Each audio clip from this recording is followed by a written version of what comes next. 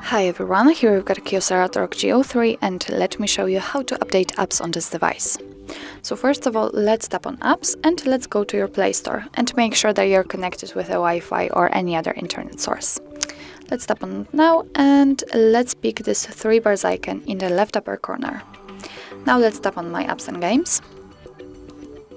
And as you can see here, we've got the list of all updates pending, so of course you can update all of those apps just by tapping on this green Update All button, but if you want to update only one of it, then no worries, just find it in the list, for example Gmail maybe, and tap on Update right next to it.